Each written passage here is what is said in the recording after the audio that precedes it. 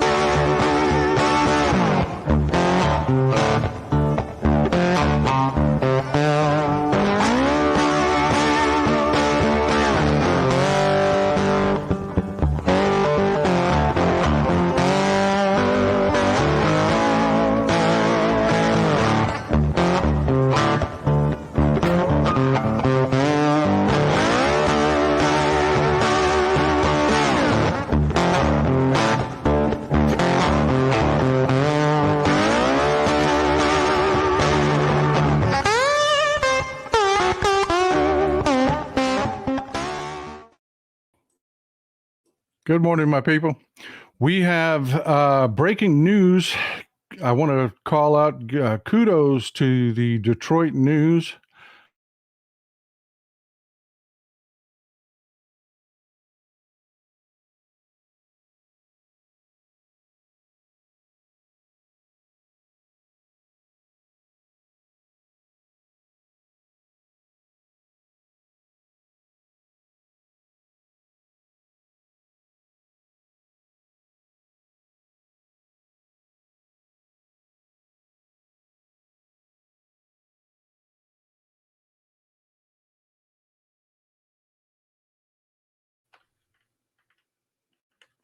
Good morning, folks. Sorry about that. Folks, we knew these phone calls had existed, but the Detroit News have broken a huge story here. It is a very, very, very, very big deal. We now have tapes of this phone call.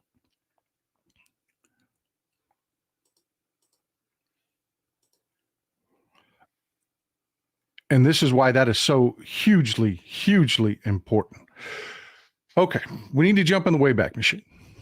In the 2020 election, back after the election was over, a lot of canvassers were arguing that the election was stolen. They were just, it was what the Trump campaign going into the election had been selling,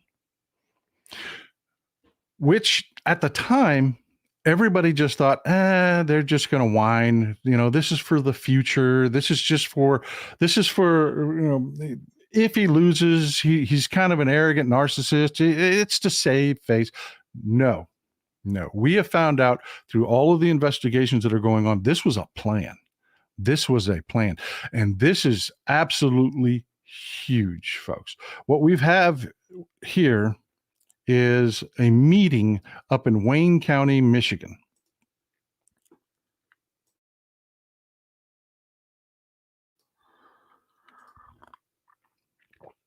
Ooh, sorry about that. Up in Wayne County, Michigan. Wayne County is the most populous county in the state of Michigan. It's half of Detroit and out into the suburbs. It represents about 20% of the population of Michigan. So this is a big deal. As Wayne County goes, Michigan usually goes. It's that big a deal. So two of the canvassers up in Wayne County went into this process with a preconceived, preordained, we are going to fight this tooth and nail. We're going to claim that this was stolen attitude. because that's what the Trump campaign had been pushing. This is Bill Hartman and Monica Palmer. These are the two Republican canvassers up in Wayne County. What's important here is the chronology of how this happened. And the fact that these two were part and parcel to this. This is opening everyone involved here up to legal liability. And I'll explain why in just a second. In Wayne County, they had a meeting. This is the process. They meet, they vote on whether or not to certify the vote. If all the canvassers are in agreement, then that starts the process of generating the certifications that they all sign and send to DC to say to the state, and say, yes, this is our actual vote. These two came into the process immediately combative. Immediately, this is stolen, this is all stolen, this is all stolen. No proof whatsoever. They demanded audits. Folks, in every election, I want you to think about bank accounts. Are bank accounts perfect? No. Things have to be corrected. We've had to do it. You've had to do it. Every once in a while, something gets done wrong. Elections, no different. Every election, there are a few things that just don't quite balance out on the sheets. They don't. Republicans here went into this election saying if every vote isn't perfectly accounted for, each individual vote, everyone to the last vote, we're going to cry fraud. And we're going to demand that the vote not be certified. We're going to demand audits. And that's not how it works, folks. That's not how it works. In Wayne County, Joe Biden won that vote by a 2-1 margin. This was not even close. So a handful of ballots that aren't quite right on the ballot sheet, we're talking literally half a dozen votes, are insignificant. It's the canvasser's job to look at the overall picture and say, yeah, this is solid, go ahead. What these two clowns did is they said, we're going to argue that we want audits of the vote no matter what. If one vote isn't accounted for, that's what we're going to argue. So they negotiated with the other canvassers a deal. We'll vote to certify. We'll give you the vote to certify so that we can start the certification process, but you got to promise us we'll do audits. And the Democrats on the canvassing board said, great, let's do it. We'll do the audits. They took a break, and this is why the chronology is so important here. They took a break. These two clowns walked outside, got in a car, and took a phone call from Ronna McDaniel and Donald Trump. And in that phone call, Ronna McDaniel told them, do not sign the certifications. Don't do it. No matter what, don't do it. To which Monica Palmer responded, we can't do that. And Ronna McDaniel told her, we'll get you lawyers. And then Donald Trump jumps on the phone call and says, yes, we have to fight. We have to save our country. We can't let these people take our country. You have to do this. You have to do this. We will take care of the lawyers. Folks, that is a crime. That is absolutely a crime. There is a process during an election. There's a process. If there is a problem, that canvasser reports that to the Secretary of State. If a candidate has a problem with the process, they can ask for an injunction in court. What they cannot do is they cannot tell a local canvasser don't do your job, which is what happened here. They told these canvassers, don't do your job, because there was no evidence at all that there was anything wrong with that vote. None whatsoever. What they had on their hands in Wayne County is what every election, there were elections down here in Texas, folks. Same exact thing. Not every vote falls into the exact perfect ledger every time. They go back and they chase those issues down in every election. But when you're leading by a 2-1 margin, and there's only 5 or 6 votes that we're talking about, canvassers cannot say, oh, no, we're going to hold up this vote until every last vote, single one vote, is accounted for. No, it doesn't work that way. That's not the way elections work.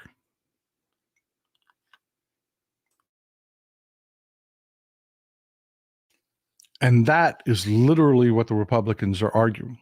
You've got Ronna McDaniel that has issued a statement about this recording. And by the way this recording happened is they got in a car with other people, and the person that recorded this conversation is handed over the recordings based on a guarantee that they would maintain their anonymity. They have expressly said that they're very concerned about MAGA coming after them over this, because this is a really big deal, folks. This is a really big deal. So they get in this car. Monica Palmer and Bill Hartman get in this car, and they have this conversation. There's a guy in the car with them that records the conversation. So we know this for a fact. Ronna McDaniel comes out with a statement on this that is just mind-blowingly just dumb. She should have run to her lawyers, and her lawyers should have told her, do not speak. But she's speaking. She says, what I said publicly and repeatedly at the time, as referenced in my letter on November 21st, 2020, is that there were ample evidence that warranted an audit. McDaniel, a resident of Wayne County, she lives in Wayne County, told the Detroit News in a statement she did not dispute the facts of the call as outlined. So yeah, she absolutely confirmed this is it. This is in context. This is exactly what happened, which if you're her attorney, you've got to be just, I mean, this has to absolutely just blow your damn mind. So what does this mean in the big picture? What does this mean in the overall sense of things? Well, let me introduce you to an American badass. This is Dana Nessel. She's the Attorney General up in Michigan. She is smart. She is eloquent. She is well-spoken. She has a hell of a future. She has a hell of a future in Democratic politics. Dana Nessel was in court last week.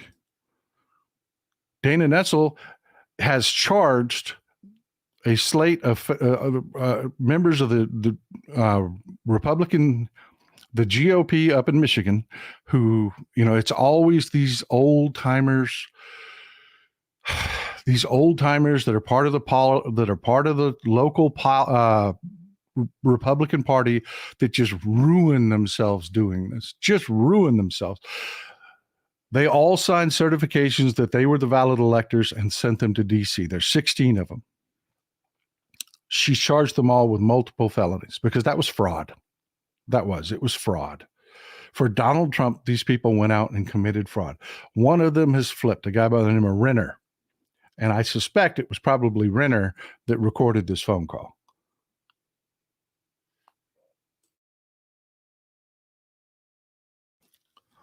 But we'll see. We'll see. That will come out. Right now, I assure you, the person that has these recordings released them through their attorney. We're going to find out what negotiating for fees because they're going to need security. Their jobs are probably going to be threatened. And again, I'm speculating. We have one guy that we know has flipped. That's Renner. But she was in court last week arguing this. In that case, this shows premeditated intent. This should expand her case because her case isn't just this one isolated thing. It is the coup. Just like Fani Willis down in Georgia now has this evidence. Even though this happened in Michigan, when Fani Willis presents her evidence in Georgia, she absolutely can subpoena these tapes. She absolutely can. This shows that they were willing to go down. Look.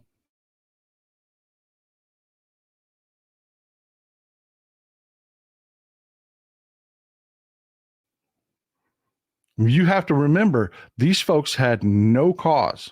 There was nothing in Wayne County that could have overturned that election at all. Thank you, Sherry Foster. Happy holidays to you too. I hope you folks are just fired up and are having a wonderful Christmas. Mrs. Texas Paul and I were talking about this the other day. I was talking about this with a friend of mine that we do similar work. We're both commentators, and we were talking about the same thing. This year just feels different. It just feels different.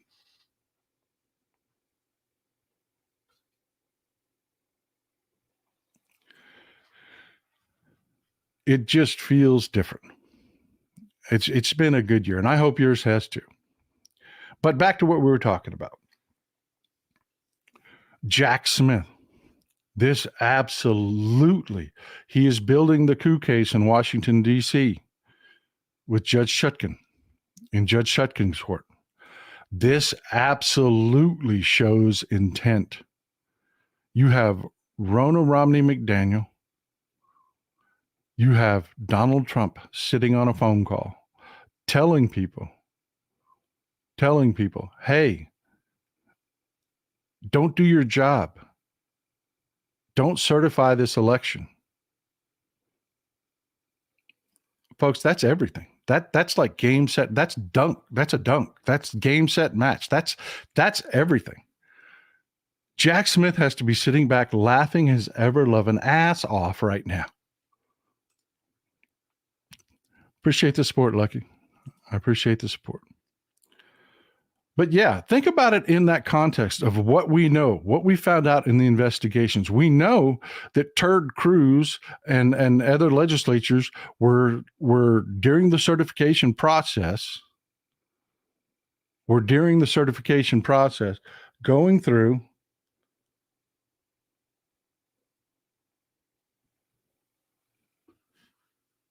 one second, folks. I'm getting a lot of complaints about.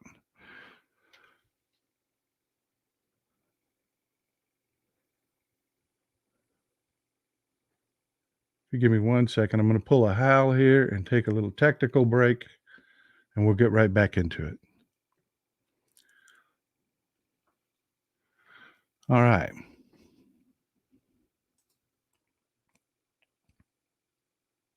Stay with me. It'll only take a second. It will only take a second.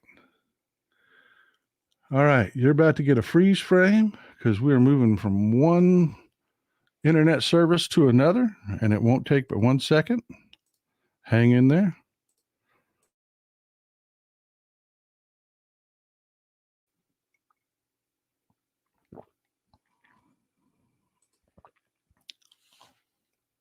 And there we are. I hope that works out better. All right. So yeah, I want you to imagine that you are Jack Smith for a second.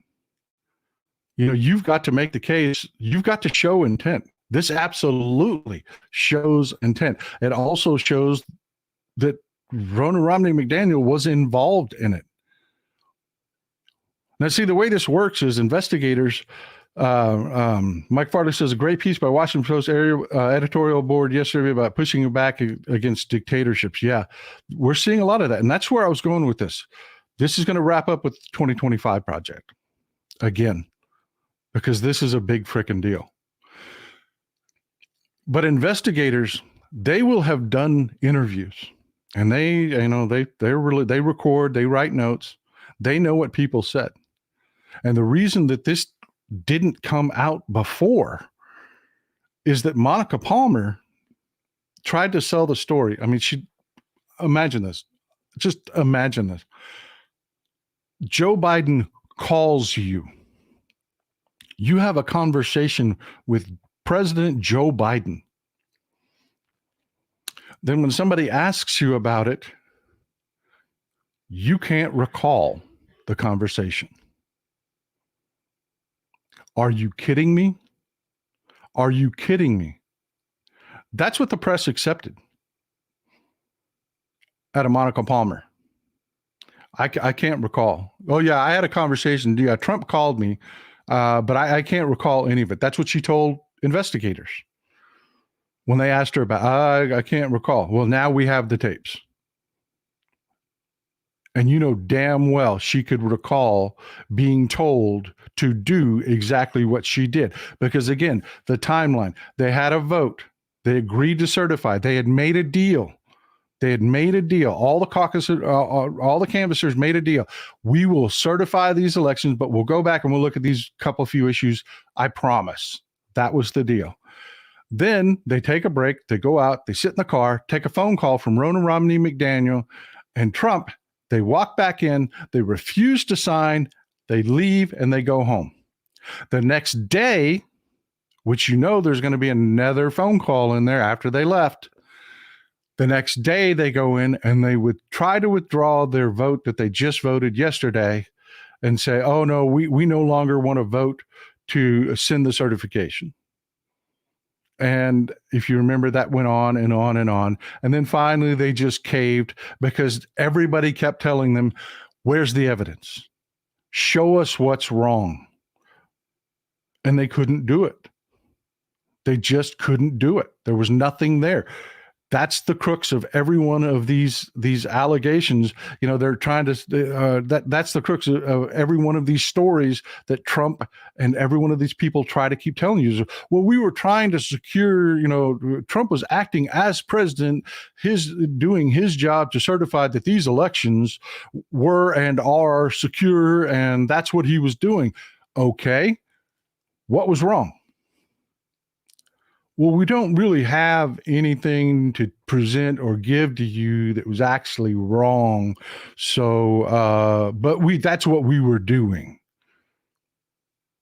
That doesn't fly. That doesn't fly.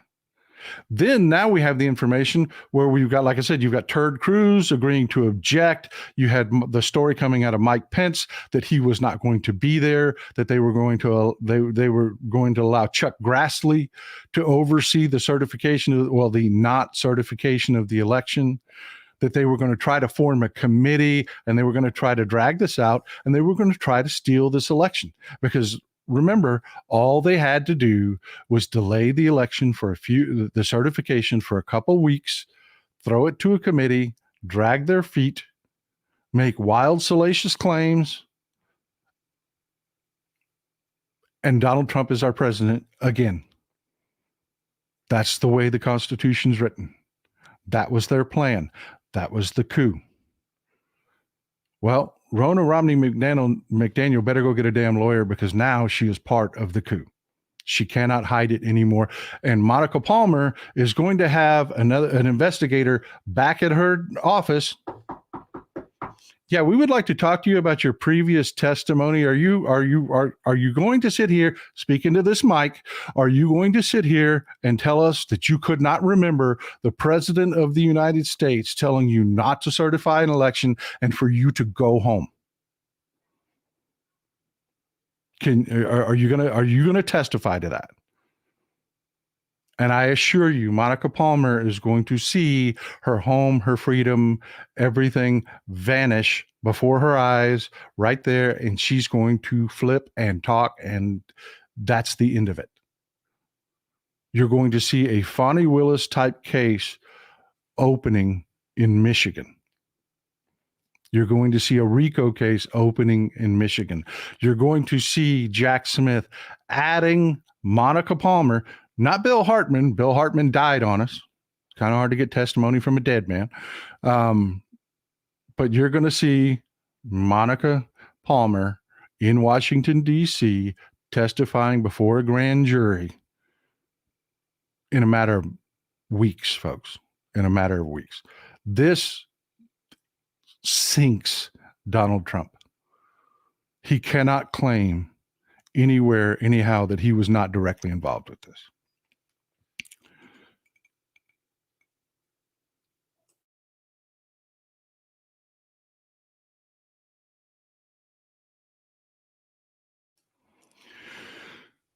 So that is a big developing deal.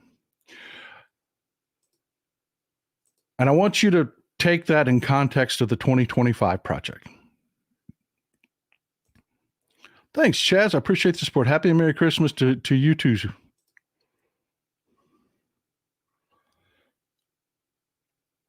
I want you to take this in context of the 2025 project. For those of you that are new here, the 2025 project is a project put together. It's funded by the Billionaire Frat Boy Club that supports the Republican Party. They're open about this. You can do a Google search for the 2025 project, go to their own website. They're taking job applications. The whole idea behind the 2025 project is our institutions held. They stopped Donald Trump from being a fascist dictator, and they don't like that. So they want people ready on day one to have applied for jobs within the Trump administration who are willing to show fealty to Donald Trump. That is the 2025 project.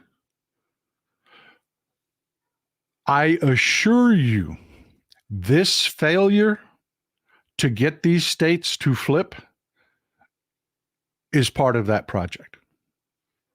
I assure you, going into the 2024 election, they are prepared to mount a much more robust, much more competent attack on our democracy. And we need to be prepared for it. We need to be prepared for it. Bonnie Thompson, yeah, it comes out of the Heritage Project, but it's actually a conglomeration of all these evil, right-wing, horrible think tanks working together. It is mass-funded. Folks, they're going to try in this election to kill our democracy. They are. The entire 2025 project is a project to say, okay, look at everywhere we failed last time. Mark Milley, the military, stood against Donald Trump. What do we need to do there? We had Tuberville that was trying to hold up these promotions so that they could move their loyalties. Mike Flynn was not a one-off, folks. He did not make it to his rank. You know, he was a general, for Christ's sake. He didn't make it to his rank, a lone sheep in the field.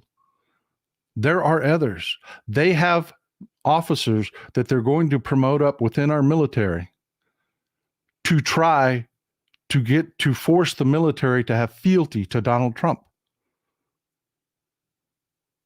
I mean, don't take my word for it. They're telling you, go read what the 2025 project is. Their version of it. Their version is going to be the most appealing version of it. It is. And it says this. It says this openly. They're not even ashamed of it. Everything that stood against Donald Trump and prevented him from being a dictator, they're going to try to destroy and defeat on day one. And you've heard Trump say this. Scott Schuer is saying, straight out of Michigan, just want to say, heck yeah. Yeah. I'm telling you, folks. I am telling you. There's only one way to defeat this. And you have to be a ride or die Democrat. Let me see the hearts and skulls, and let me see the hearts and skulls in the chat. You have to be a ride or die Democrat. There is no single issue voter anymore. The only single issue voter that can be out there is to save our democracy. And I'm not saying you got to like everything the Democratic Party does. I'm not saying that you have to stop fighting for your issues. I'm not saying that at all. At all. What I'm saying is, no matter what, the most important issue right now is defeating. Look at all those ride or die Democrats out there. That's what I'm talking about, folks. Y'all make me proud. You really make me proud. Is defeating fascism and ensuring we have a democracy. Because if we don't have a democracy, we don't have a voice. And no matter what your single issue is that's so important to you, it will never get done. It will never get done under a fascist regime. And they're telling you to your face. This isn't, I openly say I am biased. I am a Democrat. I think the Democrats are the greatest things to slice bread. I think going forward, the only political party in this country that stands for the people, that stands to try to get things done for the people, is the Democratic Party. The Republicans are just stunts. The Republicans are trash. Look at Greg Abbott right now and his bussing people. Yeah, Gary, amen, brother. Here's to a blue NAMI in 2024. Look at Greg Abbott. Look at Ken Paxton. Ken Paxton, we're going to talk about this later on, but now that I bring up Ken Paxton, Evil Popeye is being sued. This just broke yesterday. It hasn't really been covered much in the media. A Seattle hospital has filed suit against Evil Popeye. Why? Because Evil Popeye is taking my tax dollars and going around to children's hospitals all over the country and threatening them and telling them they have to turn over all their information on any gender affirming care to the state of Texas. And the good folks up in Washington passed a law that said, screw Texas, screw Ken Paxton. We have a shield law. Your medical information is private, period.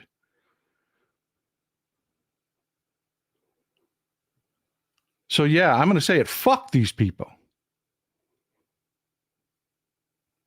Evil Popeye is taking my tax dollars and going around to children's hospitals and suing them. Well, I'm glad to see somebody finally sued him back. I hope this starts costing him personally a great deal. The Republicans wouldn't hold him responsible in this state. Damn well doesn't mean the fight's over. Mary McInnes, it is. It's a HIPAA violation. It is 100%. But yet Evil Popeye's doing it because he fears no retribution here in the state of Texas. Republicans have said no matter what Evil Popeye does, we've got his back. That's the Republican Party. That's why we're saying 2024, vote. Enough is enough.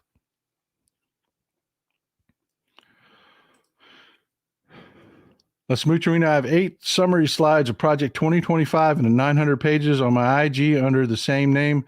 I am here. Well, you know what? Send me links to it. If you go to texaspaul.com, realtexaspaul.com, my email's on there. Email them to me. I'll be glad to bring them up for everybody to see. I've shown you their website before. I put links to their website in the comments before. You can go yourself. You don't have to take my word for it. The 2025 project is real and it's freaking dangerous.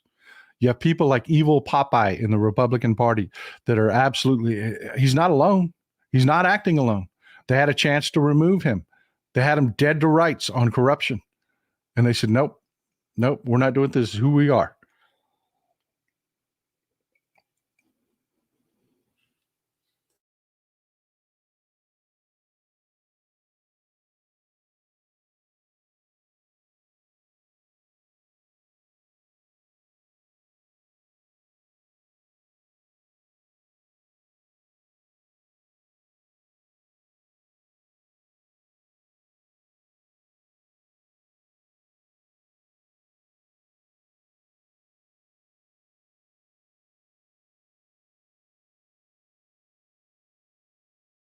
Oh, sorry. Muted again.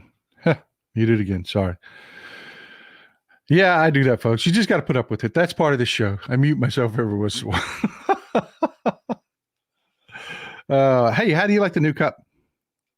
Everybody kept telling me, damn, Paul, I wish I had a cussing pond. Not everybody's got property. Not everybody's got, you can't get a bulldozer out there in your backyard and make you a cussing pond. There you go. Mobile cussing pond. I love it. I should have had these for Christmas. I should have. Those are going to be available in the next day or two.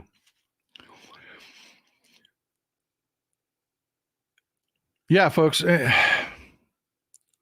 That's what the Republican Party is. They had an opportunity to remove evil Popeye here in Texas, Ken Paxton.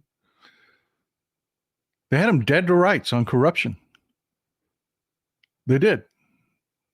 I mean, he had a contractor that was doing favors for him, hire his mistress, move her to Austin so he didn't have to drive to San Antonio to get his freak on. I mean, they had him dead to rights. They could have removed him. And they said, no, we're not going to do it. This is who we are because we love this guy. Look at the abortion issue.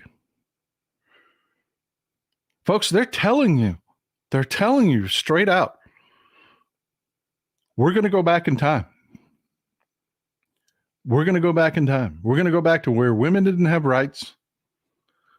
And we're going to end this whole democracy bullshit. They're telling you to your face. So I want to talk to you about the impeachment inquiry for a little bit. Everybody, Congress is on break, but when they come back, they're going to hit this impeachment inquiry hot and heavy. And I want you to be prepared for it because we've heard this script before. We have. This is why Republicans are doing this. They're holding an impeachment inquiry, the first ever impeachment inquiry that wasn't centered around a specific crime or allegation. That has never been done before. Peter Campbell says the Republicans have decided that the problem with elections is the voters. And if they can seize power, no more elections, vote every election, every time. Exactly. If you don't turn out in 2024, you will never have an election where your vote matters again. It will be like Assad's elections in Syria, where he gets 98% of the vote, or Putin's elections in Russia, where you have massive protests with millions of people showing up, but apparently none of them ever voted because Putin got 92% of the vote. That's what you're going to have here in the United States. And the Republicans, look at these canvassers. On the local level, we're willing to do this. And the few that stand out, Trump invited the majority leader, a guy by the name of Mike Shipley, and the House Speaker, guy by the name of Lee Chetfield. I think it's Lee Chetfield, to the White House. And those two guys, to their credit, said, "Nah, we're not doing this. We've seen nothing to overturn this election. Joe Biden won." Folks, they didn't just sit still. They know these folks are the problem. They're going after these folks. Right now, they're going after the Republicans that started the impeachment against Ken Paxton. And going forward, look at every issue. Look at abortion. Look at everything. They're flat out telling you to your face, we're doing this. We're doing this. So if you don't vote in this next election, you're not going to get to vote again. That's not hyperbole.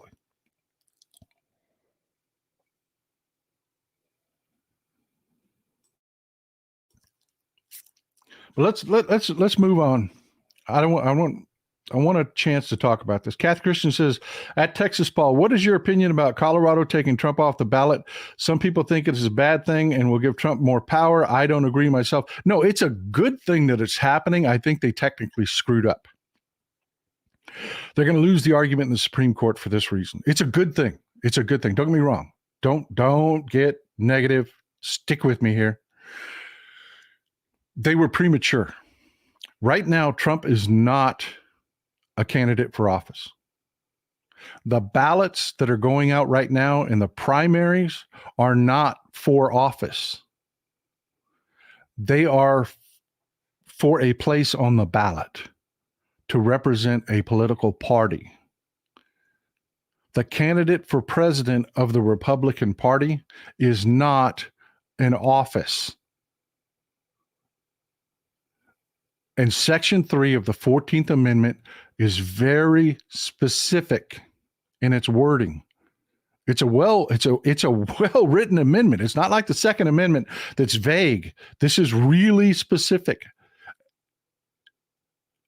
And to back me up here in what I'm saying, in Michigan has ruled this way. What I'm telling you, this same lawsuit has lost in Michigan all the way to the Michigan Supreme Court because they've said the exact same thing.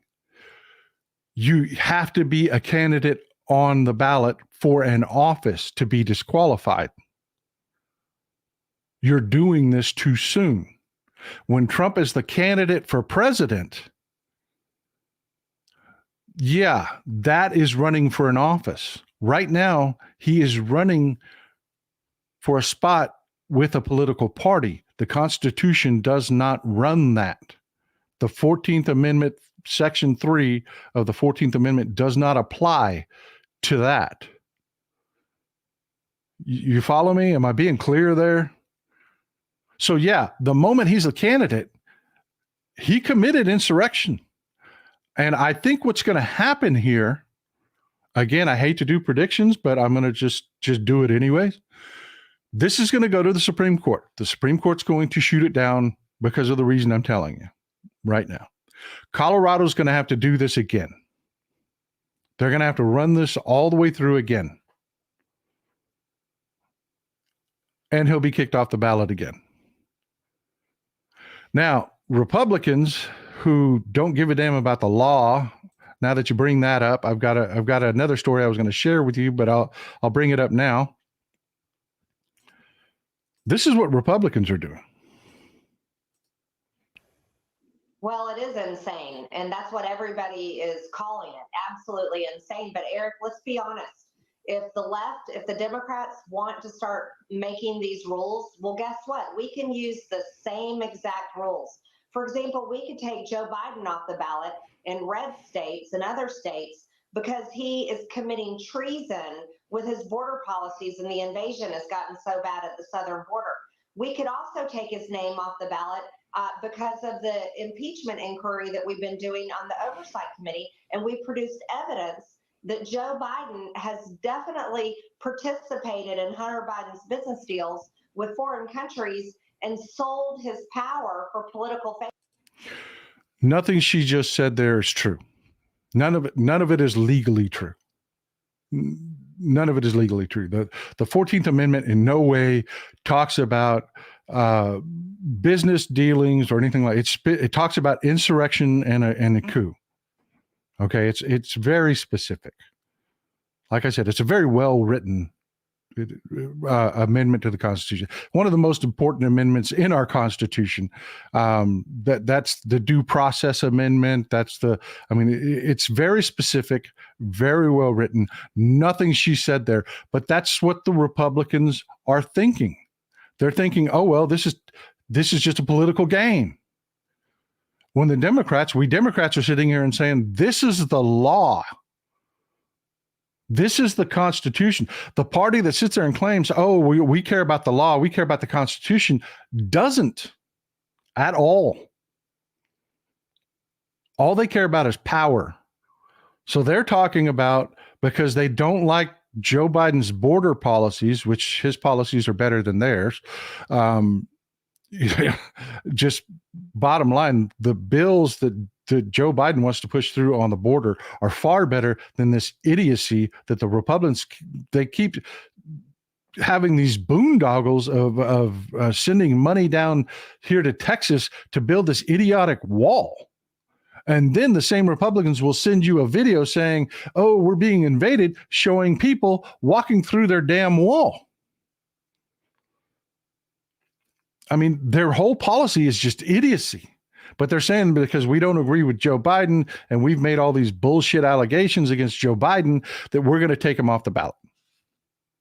Nothing to do with the law, nothing to do with insurrection, nothing to do with the Constitution. It's our feels. That's what we're going to do. So, yeah, folks, every state in the damn union, you need to be voting. I don't care how red you think your state is. It ain't that red. It's just not. Elections are usually within a few percentage points. Blowouts are like 5%. I mean, think about that. It's 5 in 100. How many people do you think are going to switch their votes or just not vote over this abortion issue? Think about it, folks. I don't care what state you're in, how red you think it is. Every state is up for play this election because of that nonsense. Exactly. The gazpacho police. Great comment, by the way. But the second story I wanted to talk about was this. You'll remember this guy.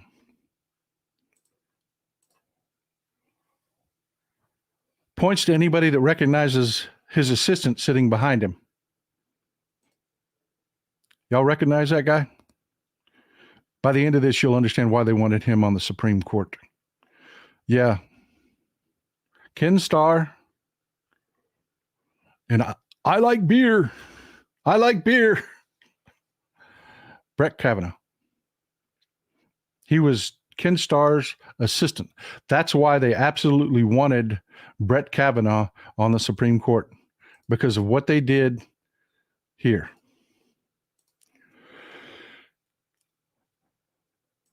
Folks, we have seen this impeachment inquiry. You just heard Farty Marge talk about it. I will always call her Farty Marge because back during COVID, she said masks didn't work because you could smell her farts. Not kidding. She said it, not me. Because she can blow ass through her nasty ass thick granny panties and you can still smell it through your mask. Masks don't work because she has no freaking clue how masks work. So from now on, she will always be in perpetuity, she will be Farty Marge.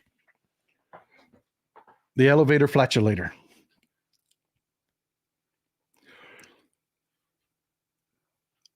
I didn't need to know that. I didn't need to know that. I did not need to know that.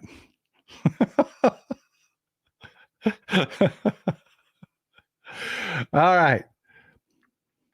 Before we get started on the impeachment inquiry, I want to give you a little background information. And I like to use movies because people understand movies. People have seen movies. And if you can explain to people what's going on. Right now, I'm talking about the absolute comedy gold classic from 1983, Trading Places. At the end of that movie, we know that the rich guys lost all their money and the other two guys made a ton of money, but we don't really know how. So I'm going to explain to you what happened at the end of that movie. Stick with me. Cliff's Notes version won't take but a second. Okay? Shorting, buying on margin, and margin calls were the three important things that happened at the end of that movie. Shorting. If you're Warren Buffett, you buy a stock, he is a notorious long-term investor. He goes and buys a good product. He buys stocks like Campbell's soup. He buys stocks like Coca-Cola. He buys stocks, in companies that do good things, do good work, and that he can buy a stock at point A, and he knows over time it will be valued at point B. He does not care about all the dips and rises between point A and point B. He is a long-term investor. Now, a long-term investor makes additional money between the difference between point A and point B is they loan out their stock. Now, like I said, if you don't care about the dips and rises, you know you're going to hold a stock for 2 years. You don't care about the dips and rises. You don't try to buy the dips and sell the rises. You don't do that. You're a long-term institutional investor. But you have people that are traders that do buy and sell the dips. So another way to make money is to loan people your stock. Shorters. If you're betting the stock will go up, that's a put. If you are betting the stock will go down, you're a shorter. And how you make money shorting is you go to Warren Buffett and you say, Warren, I want to borrow 10,000 shares of stock. And he says, okay, today it's valued at this price. You'll have to pay me 10% of that value, and I'll hand you 10,000 shares of stock. Remember, we're talking about a number of shares. Then you take that stock because you believe over the next month or two, they're not going to have a great earnings report. So you sell that stock at today's price. When that earnings report comes out that you had a good feeling was going to be bad, the stock dips. You buy it back at the cheaper price. You have the 10,000 shares of stocks again to hand back to Warren Buffett at the end of the 30 days, but you've kept the difference in those two prices. You sold it high and you bought it cheap. That's what happened at the end of trading places. The other thing that happened was a margin call, buying on margin and a margin call. Now, if you go to Robinhood and open up an account, right, you don't have the ability to borrow money from that broker. But if you're a big time trader, or you just want to get into trading and are willing to do the paperwork, you can open up a different kind of account. You can open up an account that allows you to borrow or to buy stocks, borrowing money from your broker. The broker will execute the trades for you, loaning you that money. The good thing is that if you were right on your bet and the value of the stock goes up, the brokerage, they're not too worried about it because that stock is your collateral. And if they have to seize that stock, the brokerage made money. They're not worried about it. But if that stock loses value, the brokerage does what's called a margin call. And they say, pay me, sucker. Pay me all the money you borrowed because your stock isn't worth crap anymore. You owe me money. That's what happened at the end of trading places. They walked in. And by the way, everybody in that movie committed a felony. Everybody committed a felony. The bad guys committed a felony. The good guys committed a felony. Everybody was engaged in market manipulation with insider information. They were all felons. But Eddie Murphy and Dan Aykroyd bought futures. They bought them on margin. They had insider information that the price was going to go down. So they fooled the bad guys. They walked in, they did a lot of heavy buying, which caused a feeding frenzy because everybody thought they knew that the orange crop reports were going to be sorry. Therefore, the cost of frozen concentrated orange juice was going to go up. And everybody started buying in, and they just sat back and watched everybody buy in and drive the price up. When the price got really high, they started selling and made money. Whereas the bad guys, they bought in, drove the price up. Then the crop report comes out, yada, yada, yada. They lost all their money. They were subject to a margin call because the price went into the tank and the bottom fell out. Exactly, the bottom fell out. That's what these terminologies mean. It's not really hard to understand. This is what I hate about the press, folks. This is what I hate about the press because of this story right here. This is what was the beginning story of Whitewater. We're going to compare the impeachment inquiry today with what Republicans and the news media did to the Clintons in the 1990s. This was talking about a futures trade that Hillary Clinton made. Actually, a series of trades she made over a 10-month period. The press ran with a story that Hillary Clinton took $1,000 and over 10 months turned it into $100,000. The Republicans made that allegation that she had insider information, yada, yada, yada, that the math on that, the ability to take $1,000 at the time, we're talking 1970s money, take $1,000 and turn it into $100,000, the odds on that were 32 billion to 1. Therefore, it had to be a crime. And the press went with that. The press printed everything I just told you. But that's not what happened. That's not what happened. Hillary Clinton opened a trading account. The minimum amount in the account that you had to have to open it was $1,000. So that's what she put in the account. When Hillary Clinton bought futures, she bought them on margin. Something that was, it is common. It is common to buy things on margin. Now, running out of coffee.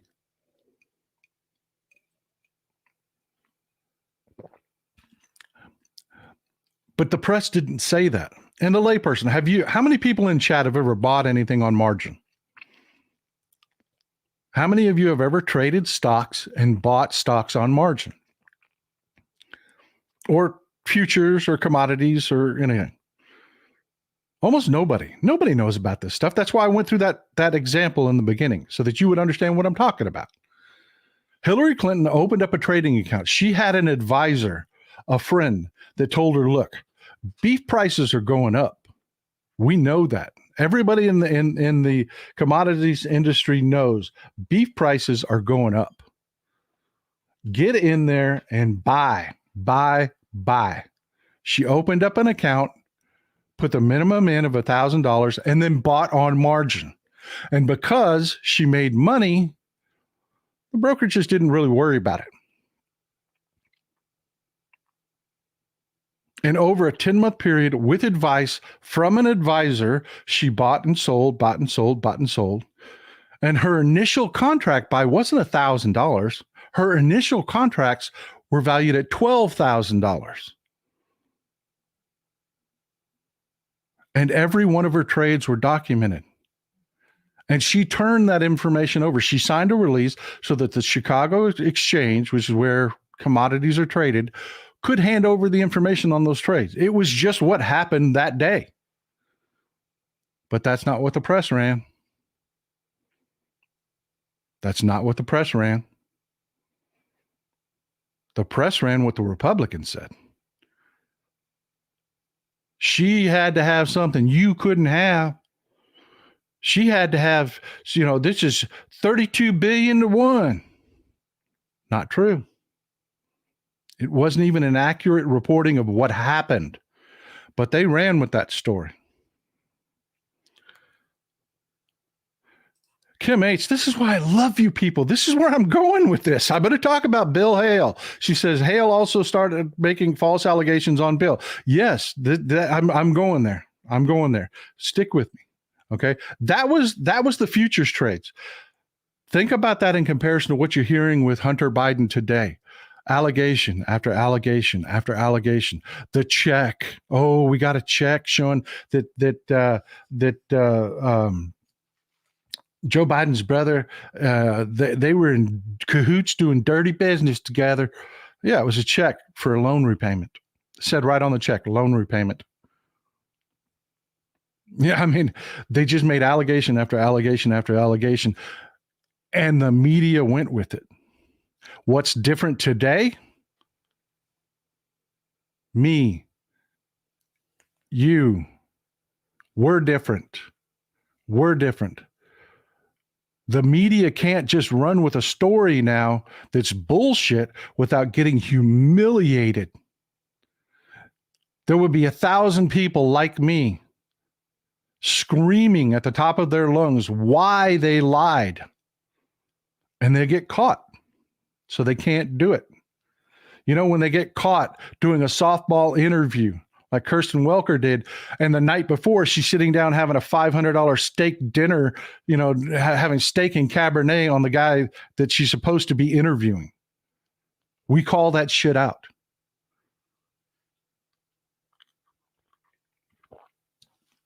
But this is what happened before. I want you to see this. This is pretty, isn't it? This is pretty, isn't it? This is very serene. It looks like a nice place, doesn't it? I mean, come on, folks. Let me hear it in the chat. This is pretty, isn't it? It's nice and serene. This is the White River in Arkansas. Hence the term Whitewater. You heard about that? The Whitewater scandal. The Whitewater scandal. Well, I can Cliff's Notes the Whitewater scandal for you really easily. This guy right here. This guy, his name's Jim McDougal. And I want you to, in this picture, this man is younger than I am in this picture. Let me tell you, man, criminality does not pay. Even with my white Santa Claus beard, I look way younger than this guy. This guy looked, 75, 80 years old? He's 53 years old in this picture. He died shortly after. This is Jim McDougal. Jim McDougal was a developer and a con man. What Jim McDougal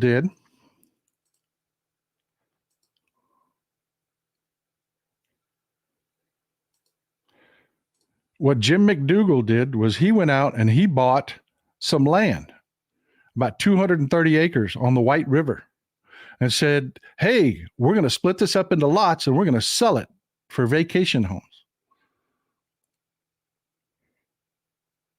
The problem is he wasn't liquid. He wasn't liquid. Like old Gordon Gekko. I love to use movies. Old Gordon Gekko said, the greed is good guy. You know, when he's talking about in the beginning about how he had to sell out stocks, he says, you got to be liquid. If you're not liquid, you can't piss with the big dogs. What he means is you got to have cash on hand. And McDougal didn't. So what McDougal needed was somebody else's good name. And he went to Bill and Hillary Clinton because McDougal was a donor in the Democratic Party in Arkansas. So he had access to Bill and Hillary Clinton. And he said, I got a deal for you. I got a deal for you. If you will help me help people get loans to buy these lots, I will pay you a portion of what I sell them for. Because we're going to sell the individual cut up lots for a hell of a lot cheaper than what I bought the 230 acres for. You don't have to put any money up front. All you have to do is make a deal with me in the bank that says if anybody defaults on their loan, you'll be on the hook for it. And in return, we'll cut you in for a portion of each one of these lots we sell. Sweet deal, right? You just use your good credit to help other people get loans, and you get a portion of the property sales. Exactly, co-signing.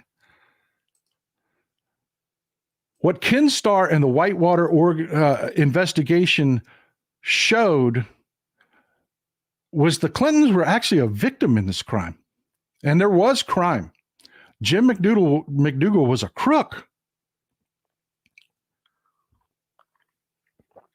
But the Clintons didn't make any money off of this. Their money came when the lots got sold to people. The lots never got sold to anyone. You want to know why? Merry Christmas, Justin McKenzie. I love you folks that are just in such a good, happy mood.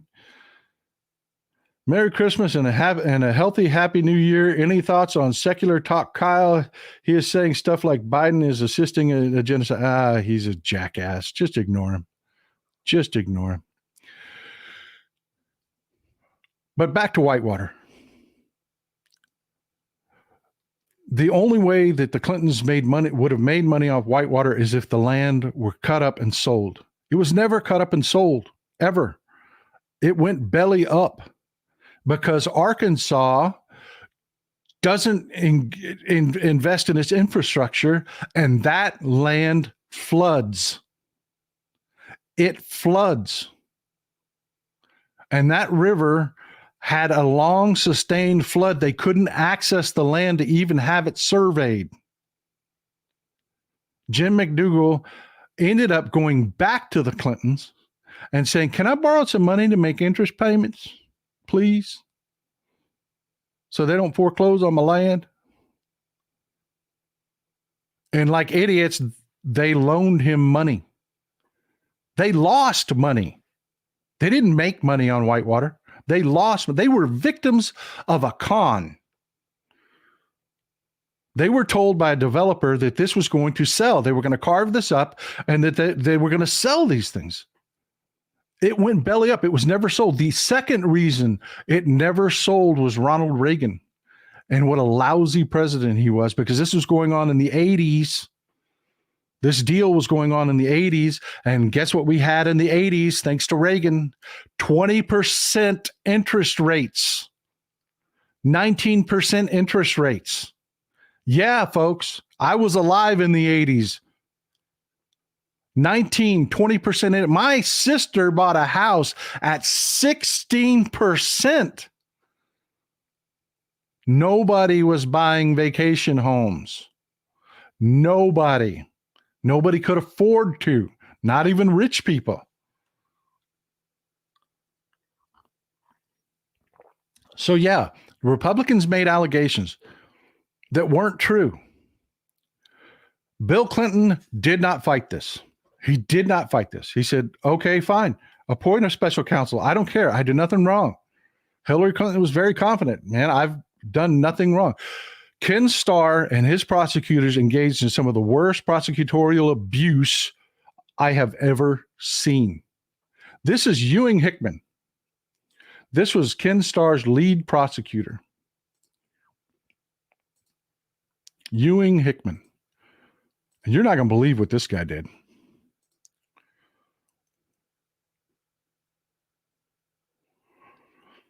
I want you to imagine for a second that Jack Smith, he's a religious fanatic, by the way. You know, you hear me rail against religion and churches all the time, because every time somebody is a religious fanatic or a religious zealot, I know they have no morals. They're very challenged people. They are. This guy is a religious fanatic. What he did, there was a guy by the name of David Hale. I said Bill Hale. David Hale. He was the CEO of Capital Management Services. And remember, I told you, Jim McDougal is a crook. This wasn't the only thing this crook was doing. Remember the savings and loan crisis that was going on? Everybody that had any money opened up a savings and loan and then defrauded the crap out of it. And that's what Jim McDougal did. Had nothing to do whatsoever. That was Madison Guarantee. Madison Guarantee was a savings and loan. He bought two tiny little banks so that he could get their charters, renamed them Madison Guarantee, and Jim McDougal went out and defrauded the shit out of people, him and David Hale. This is David Hale.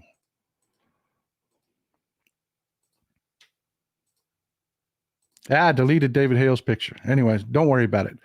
David Hale teamed up, and what David Hale was doing, he was a crook also. He and his company, Capital Management Services, were taking loans that were super low interest loans. Remember how high interest rates were? He was taking super low interest loans that were being issued by the federal government for businesses that were supposed to be disadvantaged businesses for minorities. He was defrauding the Small Business Administration because he was taking his, clients like Jim McDougal, and he was going and filing for loans for them and filing affidavits that they were disadvantaged businesses so that the Small Business Administration would issue millions of dollars in loans. So these two crooks are doing that. Again, nothing to do with Bill Clinton, but what Ken Starr did, I want you to imagine Jack Smith doing this exact same thing and how the world would explode if he did.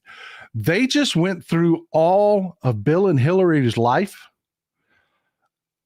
and investigated every single aspect of it.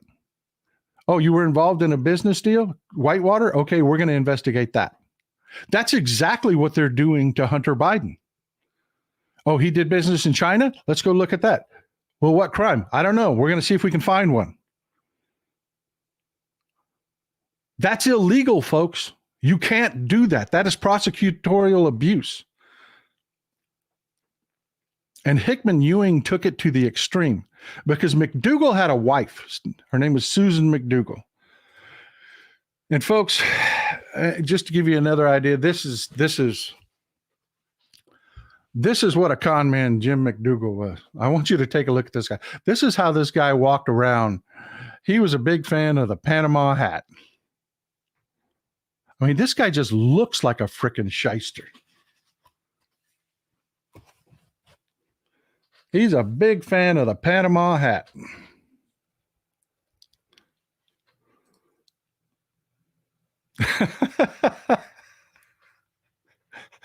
Oh my God. Doesn't he just look like he would just steal your money and run? I mean, my God.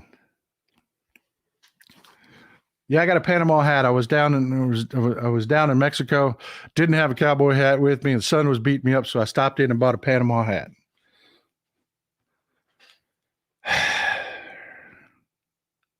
This is his wife, Susan McDougal. And folks, let me tell you something. One of the things that happens when they investigate these crimes is they go after your wife. They do. They go after your wife because you have joint accounts. Your wife's going to be tied to your business. And if they're going after your business, they're going to go after her. It's one of the things that they use for leverage. 9 times out of 10, they just drop the charges against them.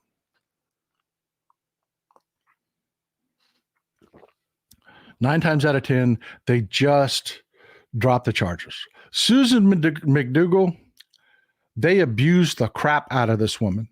They abused the crap out of her. She ended up having to plead guilty to some of her husband's shady dealings. But on top of that, what Hickman Ewing did was he went to David Hale. And this is going to parallel what Republicans are doing again with remember the FBI agents that were trying to testify before Congress about shit that they weren't involved in, that they had no way to be involved in. Turns out that they were all disgraced FBI agents, kicked off the job, fired, and then paid by Republicans. That's what Hickman Ewing did with David Hale and Jim McDougal. These guys are on the hook for crimes that had nothing to do with Bill Clinton or Hillary Clinton. And they pressured them to perjure themselves. Susan McDougal was offered the same deal. She was approached by her husband, Jim McDougal.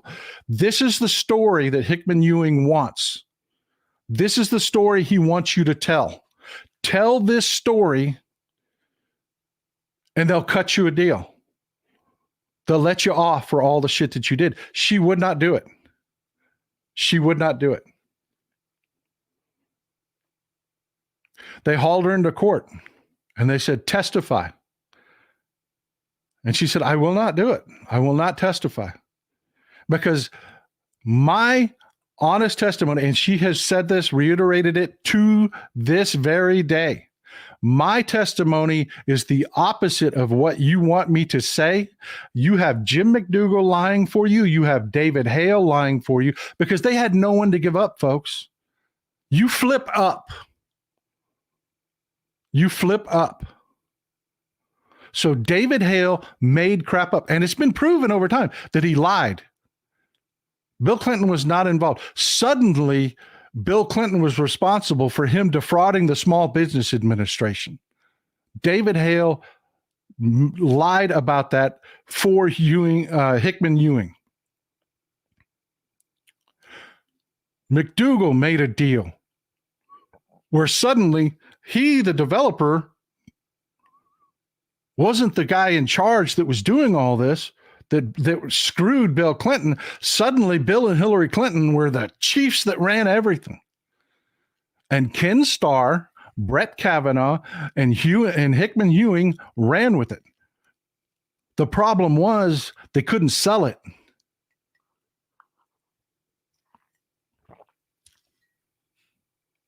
Because all you had were these crooks.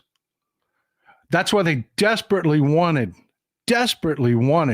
Susan McDougal to lie, and she would not do it.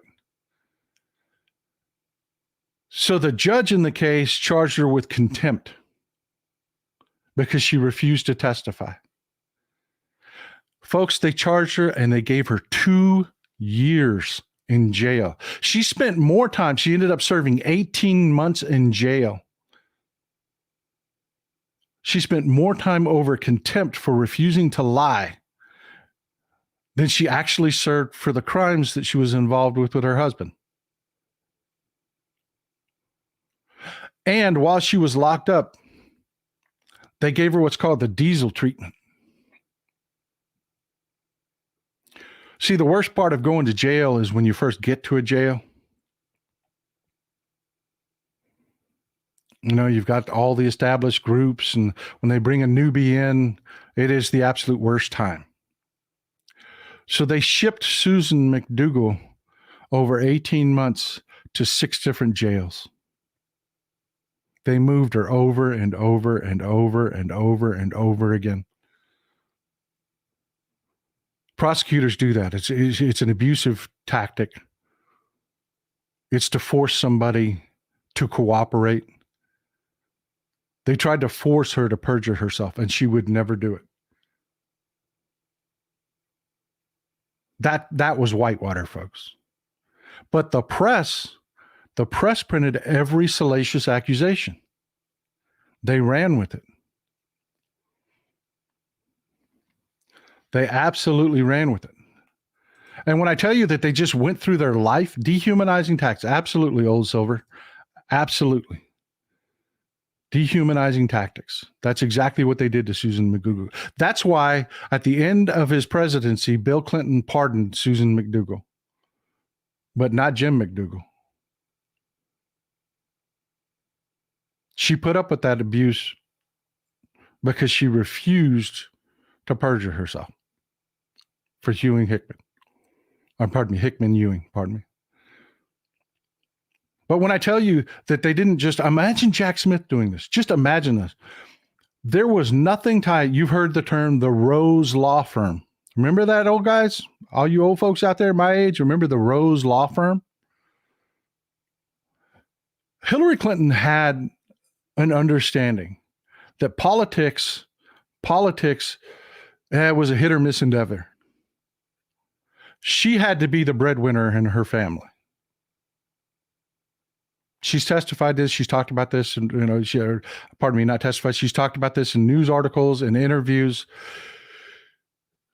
Her husband was in politics. Politics wasn't guaranteed. You can win, you can lose. She had to be the backbone of her family financially. She kept her job separate from all their politics, all of their business. She worked at a firm called the Rose Law Firm. Because it was part of their history, because she worked there, Ken Starr abused his authority, subpoenaed all the records from the Rose Law Firm.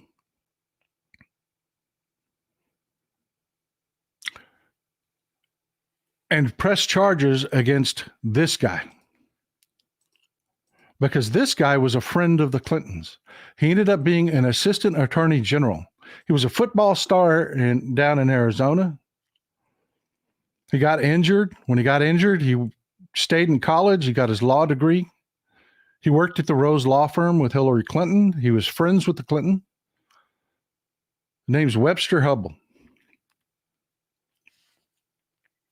This man did nothing wrong. But they charged him with fraud, one count of fraud, and one count of wire fraud. Because of his billing records at the Rose Law Firm. Y'all remember that Tom Cruise movie? Where his brother was in jail and he ended up going, The Firm. It was based on the book of the same name, The Firm. And in the end, he gets him for overbilling. Again, something you don't, as a layperson, really understand. A law firm that is on retainer, that works for somebody all the time, they have to show when they're working and bill you for those hours. It is standard practice within law firms to overbill by about 10%. They just do. Because I forgot to jot down. I was talking over lunch with this, or I took a phone call at dinner, or whatever. They know that work doesn't get into the logs, so they pad bills by about 10%. They went down through Webb Hubbell's billing, and they found one case where he couldn't justify the logs billing, so they charged him with wire fraud and fraud for overbilling a client.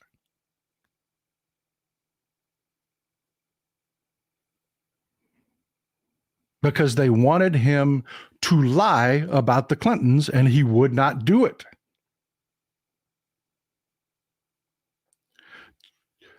Merry Christmas, Jesse. Thanks for the support, man. Merry Christmas, Mr. and Mrs. Texas Paul and all our fam. It's impossible to walk away from this show without learning something new and cool. Yeah. Now, I want you to take what I'm saying there. I thank you. Appreciate that, Jesse. That was a hell of a lot of support there. I appreciate you, bud. Merry Christmas. But I want you to imagine that this is Jack Smith. Imagine that this is Jack Smith doing this. Just going to everybody Trump knows, digging into their law firms, prosecuting them for something that's just really standard fucking practice in the legal industry. Just because you can do it and try to twist their arms behind their back and make them lie for you. You give a woman the diesel treatment and ship her from prison to prison to prison, so she has to reacclimate with no relationships at all with a new set of animals that have been in that prison forever. That's what they did. That's what they did. They told Susan McDougal, if you'll just admit to having an affair with Bill Clinton, I can get him on perjury for that. Sound familiar? Because where did the Whitewater investigation end up? No crimes against the Clintons. A rabid, partisan, crooked prosecutor could not come up with charges against the Clintons. They did nothing wrong. You're welcome, Misha. You're welcome. Now apply it to today with what's going on with Hunter Biden. That's what Comer's doing. That's what Jim Jordan's doing. And ironically, they're calling Jim Jordan's committee, I forgot the name of his damn committee. Now, I hate when I draw a blank. Somebody tell me in the chat. Y'all know everything. Name of Jim Jordan committee, the weaponization of government committee. I got it. The weaponization of government committee. They did this with Benghazi. Just made shit up. And the press runs with it because the press loves these salacious headlines. They don't care about news. They don't tell you things like, Well, what do you mean Hillary Clinton did something wrong? She just bought on margin. That's normal. That's normal. Oh no, 32 billion to one. No, that's the shit that they printed. They tried it in the beginning with the Hunter Biden stuff, and we didn't let them. We didn't let them. Midas Touch, great outlet. Great outlet. Over almost 2 million followers over at Midas Touch. I'm a contributor over there. Call them on the carpet. Ron Filipkowski, Kyle Chaney, all of these guys, they cannot do it anymore. But I want to prepare you because they're going to come back off a break and they're going to try to do this again. You heard her. Well, because of the impeachment inquiry, the evidence we're going to find in that impeachment inquiry, they have done this again. Republicans have sat there on their fat asses and subpoenaed every aspect of Hunter Biden's life with no evidence whatsoever that any crime was committed. And in the end of it, they still can't bring you a crime. They ended up getting Bill Clinton because they embarrassed him. They asked him. You had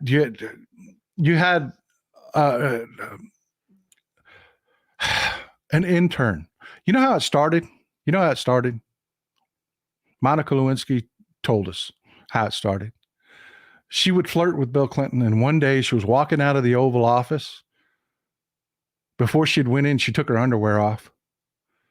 And as she was walking out, she reached and grabbed her skirt. And if you remember those pleated skirts they used to wear in the 80s, those short pleated skirts, she took her skirt and she flipped it up to show her bare ass and walked out of the Oval Office. That's how it started. And then this idiot, and I'm not going to judge anybody else's marriage, but I don't understand it. But this idiot screws around on his wife again. And they embarrassed him over it. They asked him under oath about an affair he didn't think anybody knew about. So he lied. I have not had sex with that woman, Miss Lewinsky. He wagged his finger at us and lied. That's what they ended up impeaching him over. They're trying to do it again, folks. They're trying to do it again. They have nothing on the Bidens at all. But they're going to keep throwing this shit like spaghetti at the wall to see what sticks. And the press is going to keep running with these shiny little objects. They are. Oh, the Republicans say, and then I'm going to get on here and I'm going to say, these are the facts. These are the facts, folks. No, there was no nefarious, shady deal. When Joe Biden was not even holding an office, he loaned his brother money, and then his brother paid him back. That's what happened. But they think that they can get away with this. And what I'm asking for is this. Pardon your son. Stop playing their game. You know what they're going to do. They're just going to look at every little aspect of Joe Biden's life. They're going to investigate everybody to the end. And let me tell you how low a character these Republicans are. What Ken Starr did. He tried to file charges against Webb Hubbell, and they were dismissed. Went all the way to the Supreme Court. Rehnquist, a conservative, kicked this out. It's like an 8-1, with Scalia being the only one that,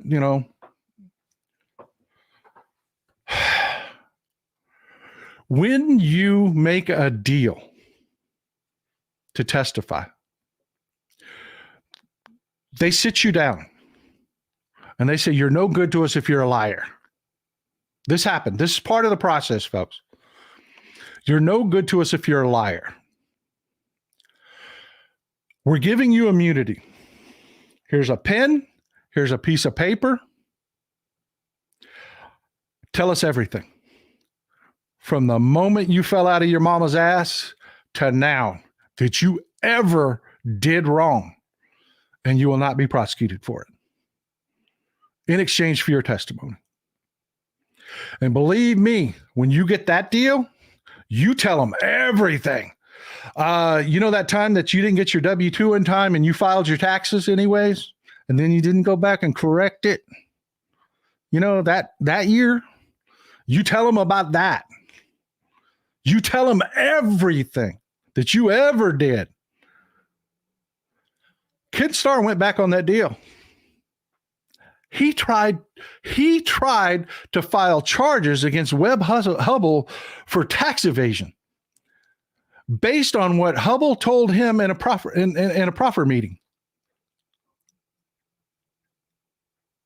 And every judge said, you can't do that.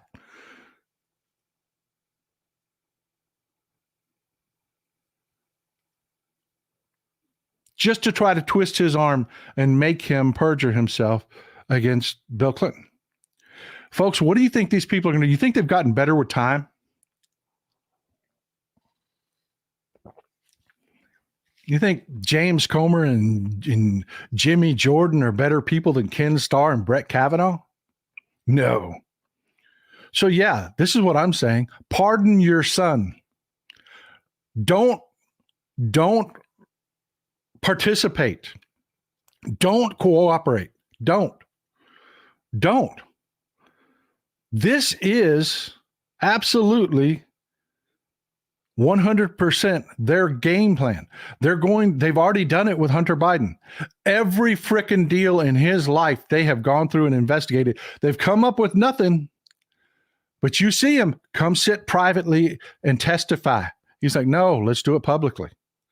Let's do it publicly. They're like, no, because we can't accuse you of perjury if we do it in public. Everybody will see what you said. Folks, when they come back off a break, this is what they're going to do. When they come back off break, this is what they're going to do. So yeah, maybe you agree with me. If you do, start making some noise. Start making some noise. Tell the Attorney General up in Michigan you'd like to see her open a RICO case against Donald Trump. She's got the recordings to do it. Do it. Let the White House know you're sick of this shit. You're not going to do Whitewater 2.0. Pardon your son. He's admitted to tax crimes. He paid the taxes. He paid the penalties. Pardon him. They're just going to try to get him to testify over and over and over again until they can trip him up, and then they're just going to try to blackmail you. That's their game plan. That's what they're telling you. We're going to look at everything he ever did until we can get you under to testify, till we can find something where we can say, we demand the president testify.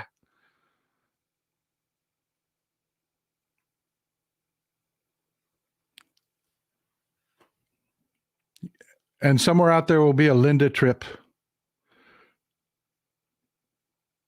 Somebody will know that Joe Biden got a ticket fixed when he got pulled over sometime in his Corvette.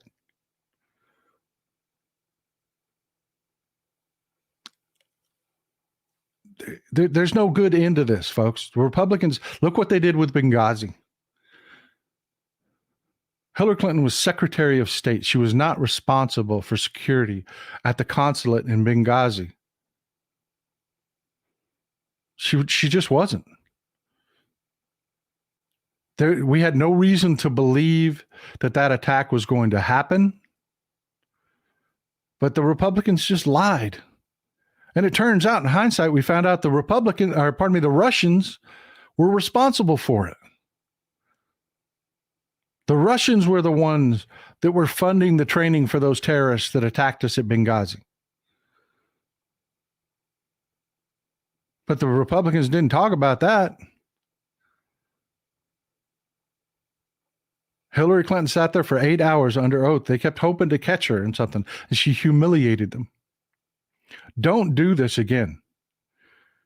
I don't want it. You don't want it. It's not going to hurt Joe Biden. The choice is either fascism or democracy. And I don't give a damn if Joe Biden pardons his son. Suburban House would vote blue no matter who. Absolutely. Absolutely.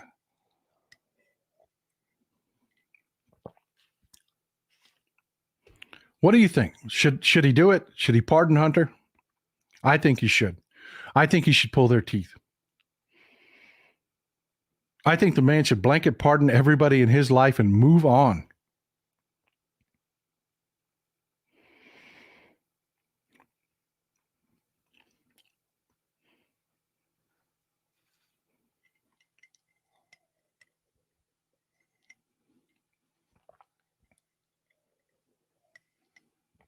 Well, folks, we'll take a few minutes to do a roundtable at the end of this. This is what I had for you today. Let's get out there and let's do this. Let's urge the opening of a RICO case up in Michigan. They're prosecuting the fake electors right now. The hearings have started. You know, there's always a series of hearings before a case actually goes to court. They're in the hearings point now. Let's expand this.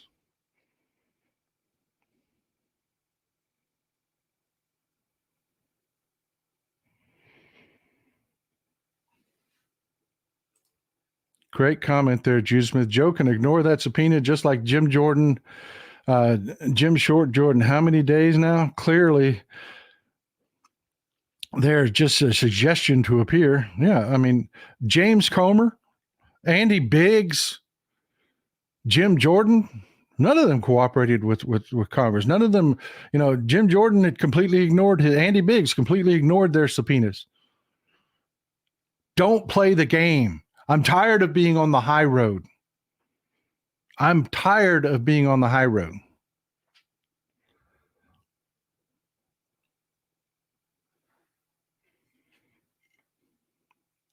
Yes, I am. We're not traveling this year. I'm going to be here, guys. I'll be here right here with you.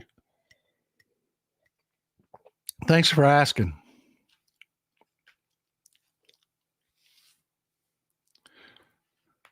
Yep, Steve Bannon is still not in jail. Suburban Housewives.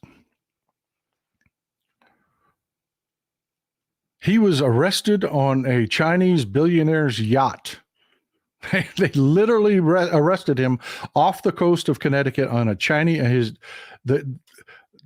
billionaire's yacht. That Chinese billionaire is being prosecuted for fraud himself. We know for a fact who's funding. Which foreign governments are funding Steve Bannon? He is not yet in jail. I'm waiting for charges against some Congress people relating to the subject on January 6th. We've actually started to see some movement on that. I have been holding off. I want to talk to you a little bit, folks. Peter Campbell, thanks for a great series of information-based programming. Looking forward to more. Happy holidays. Glad you could be here. I'm glad you could be here. Look, I'm a commentator. That's what I do. I'm a commentator. I'm not a journalist. I rely on journalists. I rely on good journalists. Commentators that try to be first suck. I never try to be first. Journalists that get a scoop never have the full story. My goal is to come to you with information, to give you the full picture. I can't do that if I'm first, and I don't want to be.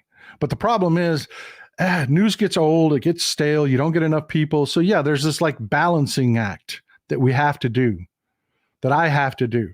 Talk about a story, but I want to get you all the information. So what do? I go back and I hit stories again and again. When there's new information, we'll talk about it again. If I'm wrong about something, for instance, Ukraine.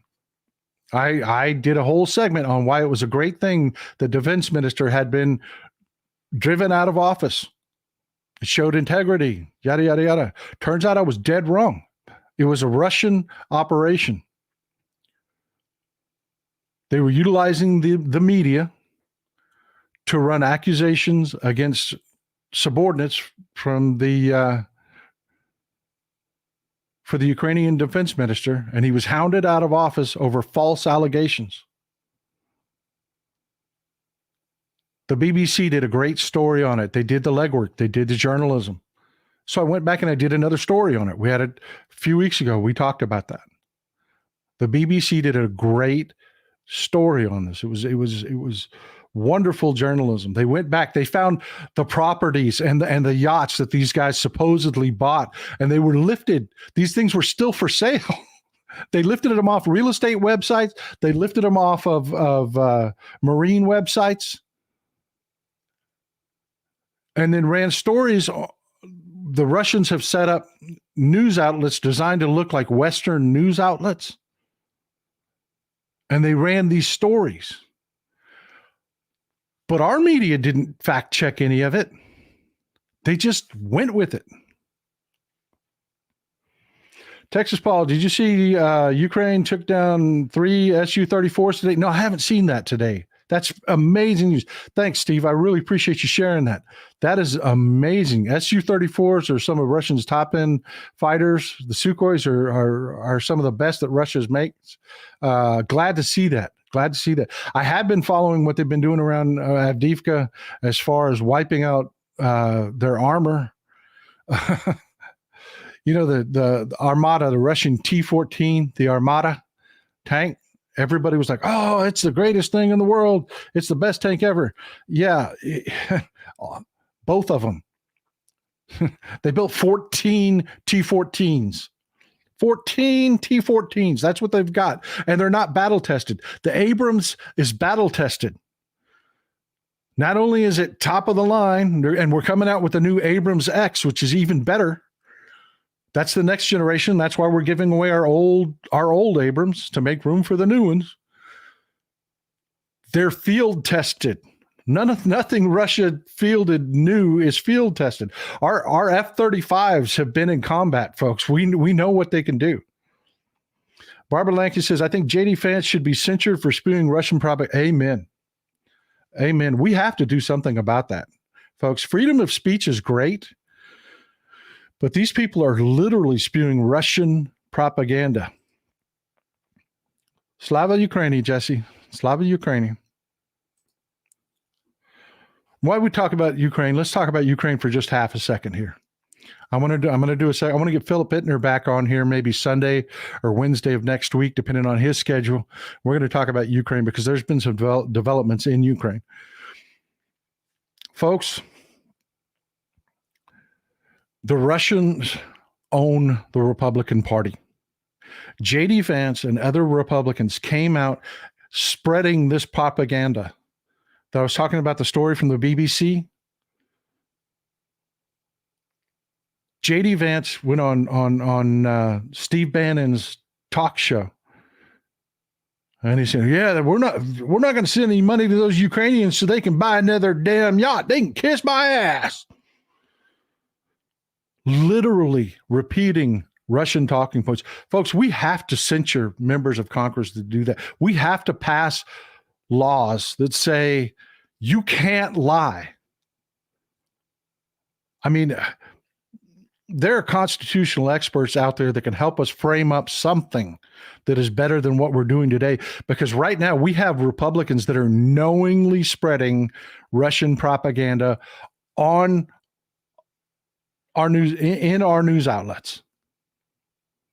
Fortunately, thanks to the new development of what I do for a living, independent folks like myself here at Texas Paul Media, Midas Touch Network, you know, you've got Hal Sparks, you've got people that are injecting information into the discussion that we didn't used to have. Used to be 3 networks.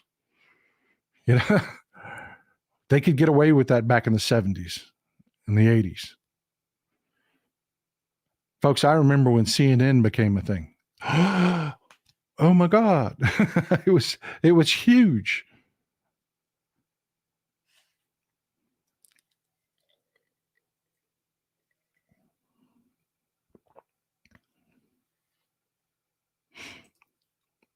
Folks, Old Silver, can you imagine what NATO and Ukraine thinks of Republicans' words? Yeah, I don't have to imagine. We have folks in this audience right now that live in Germany, Norway, Sweden, Finland. Ask them. Ask the folks in chat.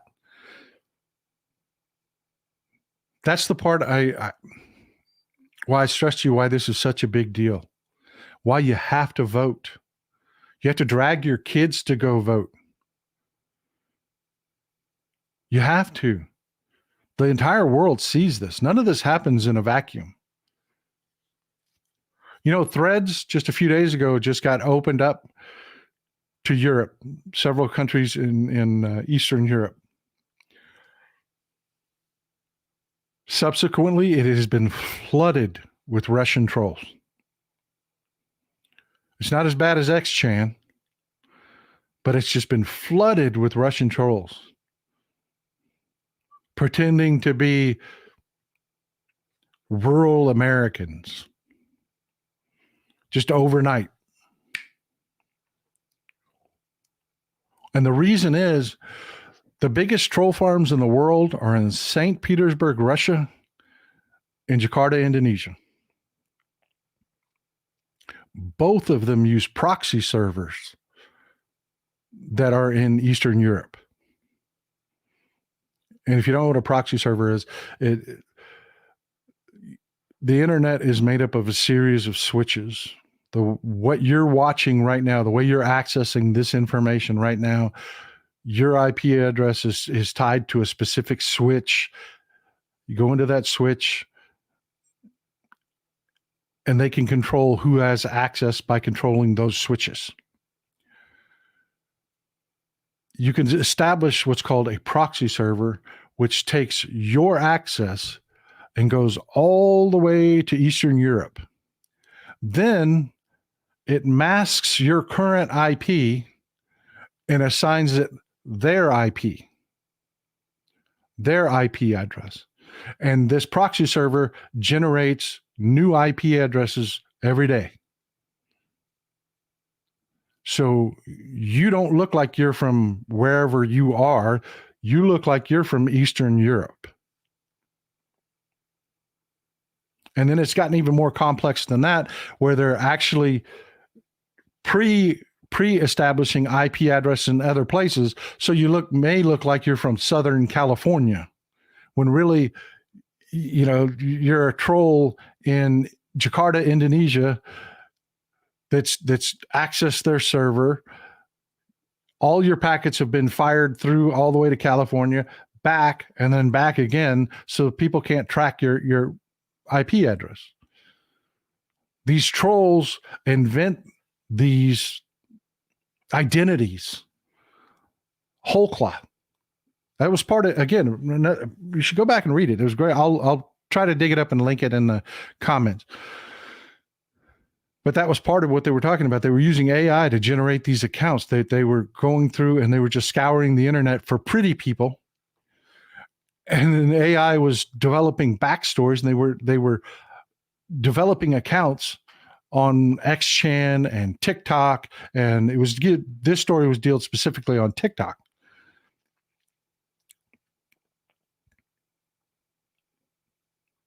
And they would just generate these fake ass accounts. Then they would run through a proxy server, and you couldn't track where the accounts were coming from.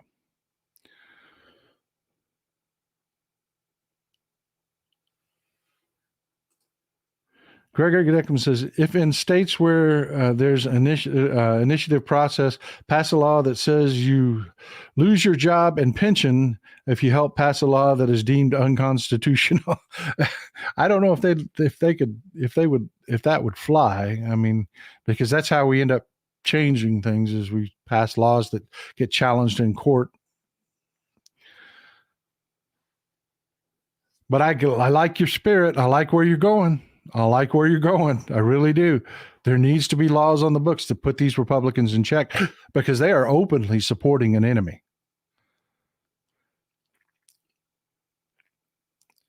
Victor H. Weird how all these MAGA accounts are flooding threads, almost like they're being directed by the Russians as law enforcement tracking comms from Russia. No, they aren't. They aren't tracking comms from Russia. See, legitimate law enforcement has to have a crime to look at.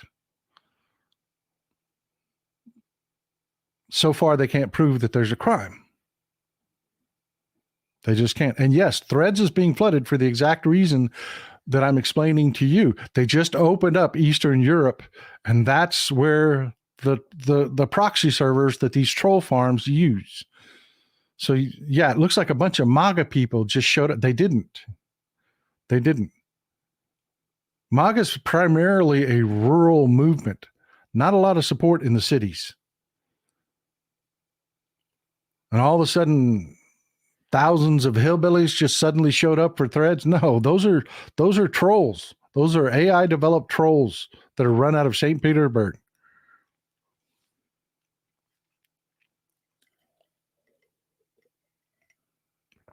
It's a damn shame.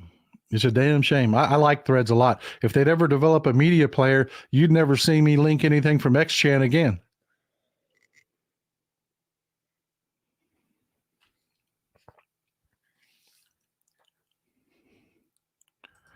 I'm telling you, the Russians ruined everything. They ruined everything. You know, we were talking about this on Hal Sparks. He made a great point. There's a conversation between him and Phil Ittner. They were talking about the fact that, you know, the Russians can run out of tanks. The Russians can run out of soldiers. The Russians can run out of bullets. They'll never run out of propaganda. And it's free. It is free to post that shit on the internet.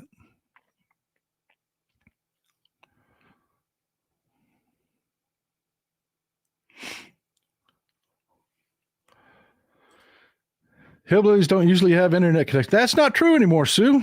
That's not true. Hell, look at me. I mean, my internet is shit, but I've got an internet, and I'm as rural as it gets. I'm out in the sticks, man.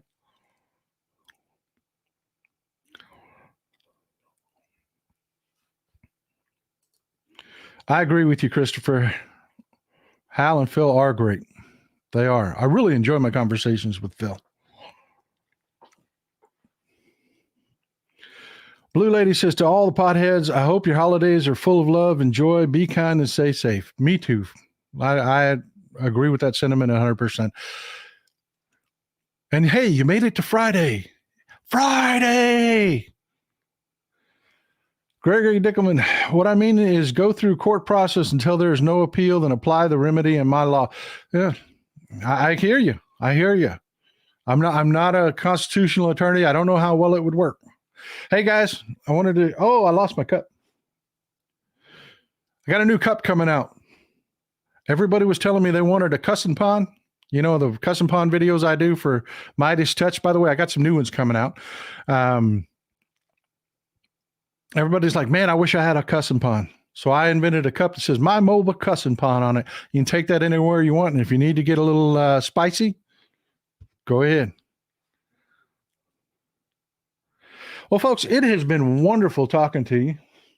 Here we go. Here's my mobile cussing pond. There you go. Isn't that cute?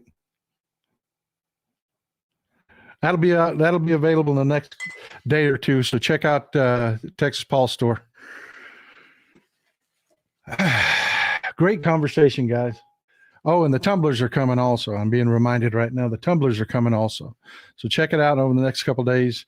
New Year's, you can get you something new, swanky to drink out of. It has been wonderful talking to you folks. I hope it's been informative. I hope that you learned something. I hope you've been motivated. Hit the subscribe button, pretty please. Hit the thumbs up button. Bring more people in. I hope you know we've had a huge audience. We broke 1,500 live today. Been a great show, as always. Love seeing you. Yes, I will be here Sunday. Yes, I will be here next week, even though it's the holiday. Been a loco. Happy, merry everything, y'all. And remember, a third-party vote is a vote for Donnie. Riding with Biden because the alternative is deadly. Love y'all. Could have said it better myself. Couldn't have said it better myself, Been a loco. So glad you be here.